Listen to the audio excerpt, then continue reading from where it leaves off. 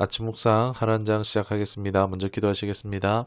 하나님, 이 한 주도 주님의 은혜로 살아가게 하시니 감사합니다. 이 한 주간 또 살아가면서 지치고 상한 마음들 주님께로 가지고 나아갑니다.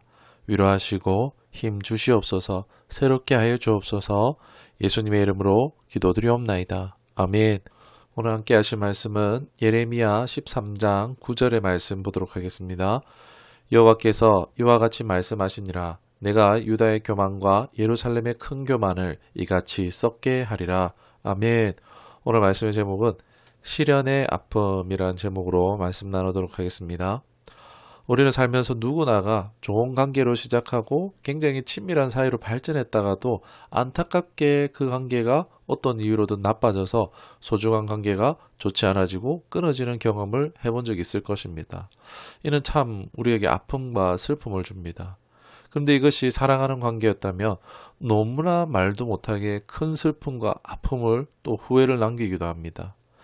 의사소통에 소홀하거나 부족으로 인해서 오해나 갈등이 생김으로 인해 약화가 되기도 하고 신뢰가 기반인 이 관계에서 어떤 잘못된 언행으로 신뢰감을 훼손을 줌으로 인해서 또 상대의 필요나 감정을 고려하지 않고 자기중심적일 때 관계가 악화되기도 하고 또 한 번 관계가 끊어지기보다도 크고 작은 갈등을 처리하지 않고 누적됨으로 관계는 손상을 입게 됩니다.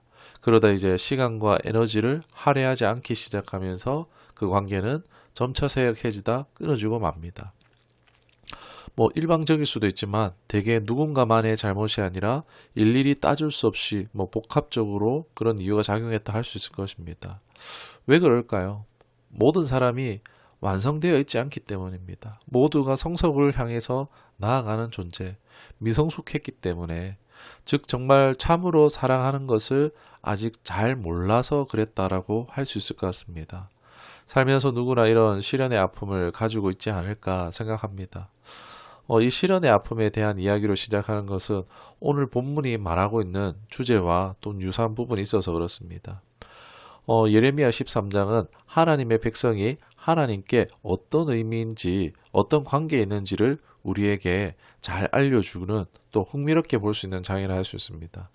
여기서 유다 백성의 과오를 우리가 반면교사 삼아서 놓치지 말아야 할 신앙의 본질이 무엇인지 또 분명히 알 수 있을 것입니다. 하나님께서는 종종 선지자 예레미야를 통해서 메시지를 전하실 때 실제 사물이나 행동을 통해 행동 예언의 방식을 종종 취하시는 것을 볼 수 있습니다. 이는 예언의 강도를 높이고 강한 인상을 남기기 위해서라고 할 수 있습니다. 본 13장도 그렇습니다. 1절에 하나님께서는 한 날 예레미야에게 배띠를 사고 허리에 띠를 띠라고 하십니다. 그 이유는 말씀 안 하십니다. 그런데 우리가 여기서 배띠는 단순히 우리가 생각하는 허리띠를 생각하시면 안 됩니다. 당시 삼배는요 굉장히 고급품이었습니다. 오늘날 명품이라고 생각하시면 됩니다. 그리고 이런 띠는 흔히 챔피언 벨트처럼 예쁜 장신구가 달린 것으로 자신의 재력이나 지위를 가시하는 사치품으로 볼 수 있습니다. 여러분 예레미야의 기분이 어땠을까요? 영문은 몰라도 좋지 않았을까 싶습니다. 저보고 하나님이 영준아 네 평소에 갖고 싶던 그 비싼 거 샀어 라고 하면 제가 어쩌겠습니까? 이유는 몰라도 당장 가서 사지 싶습니다. 그리고 아주 기쁘게 쓸 것 같습니다. 얼마간의 시간이 지나고 3절에 하나님의 말씀이 예레미야에게 다시 이릅니다. 그것이 유브라데에 가서 강가 바위 틈에 감초라고 하십니다. 유브라데는 바벨론을 말합니다. 그 거리는 대략 부산에서 평양 좀 더 지나서 생각하면 되지 싶습니다. 아주 먼 거리죠. 아니 이게 무슨 전개인가 알 수는 없지만 예레미야는 일단 순종합니다. 또 다시 기분이 어땠을까요? 한때 좋다가 말았죠. 여러분 강가에 내놓은 아이란 말이 있는 것처럼 예레미야의 마음이 어땠을까요?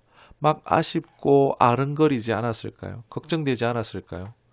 그리고 6절에 보면 여러 날 후에 이제 몇 년 뒤라고 할 수 있습니다. 다시 띠를 가져오라고 해요. 이해할 수 없지만 또 그 먼 길을 예레미야는 순종해서 찾으러 갑니다. 보니까 7절에 보니 썩었습니다. 당연하죠.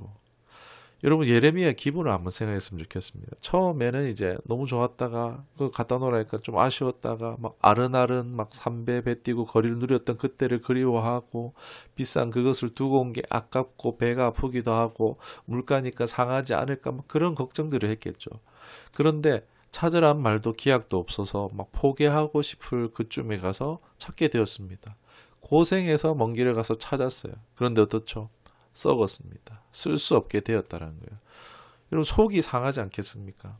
값비싸고 아끼는 것을 잃었을 때에 손 쓸 수 없게 되었을 때 그 속이 얼마나 상했겠습니까? 그제서야 8절에 이제 이 이상한 행동을 명령하신 그 하나님의 뜻, 이유를 말씀하십니다. 유다의 교만, 예루살렘의 큰 교만을 이같이 썩게 하리라는 것입니다. 여러분 이 띠가 사실 상징하는 것은요 다른 것이 아니라 유다며 예루살렘입니다. 그 하나님의 백성이었다는 것을 말합니다.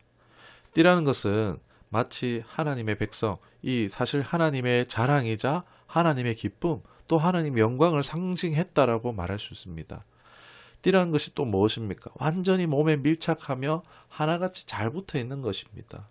이를 볼 때 하나님의 백성은 하나님의 기쁨이자 자랑, 그리고 하나님이 가까이 하는 찰싹 붙어 있는 친밀한 존재이고자 싶어 하셨다는 것을 알 수 있습니다. 그러나 그 띠인 하나님의 백성이 어떻게 했습니까? 크게 교만했다라죠. 그리고 이같이 썩게 하겠다는 말씀하십니다.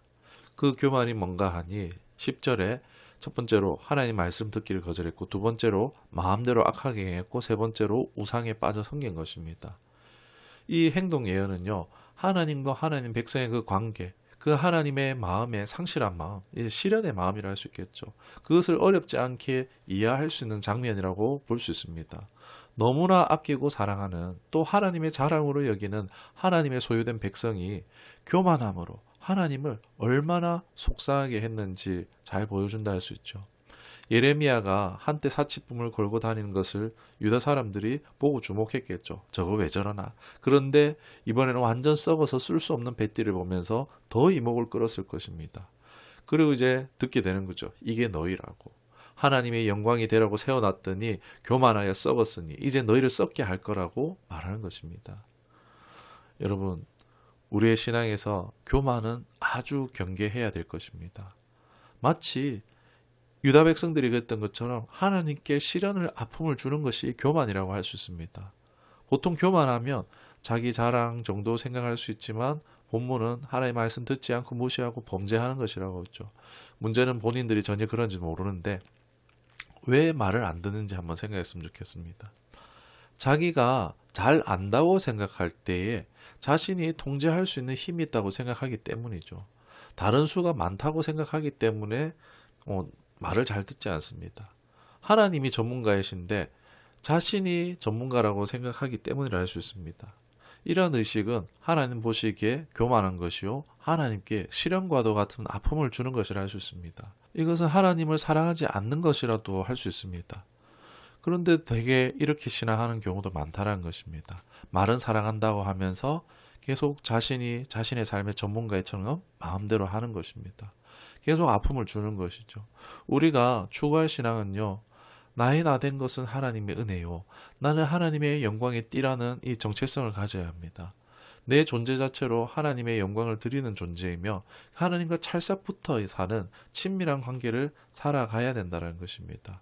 여러분, 이런 바른 정체성과 믿음으로 살아갈 수 있는 저 여러분 되기를 축원합니다. 말씀을 생각하며 기도하겠습니다. 하나님, 나의 나 된 것은 다 하나님의 은혜인 줄 모르고 내 마음, 내 뜻대로 살았던 지난 삶을, 하나님의 마음을 아프게 했던 것을 용서하여 주시옵소서.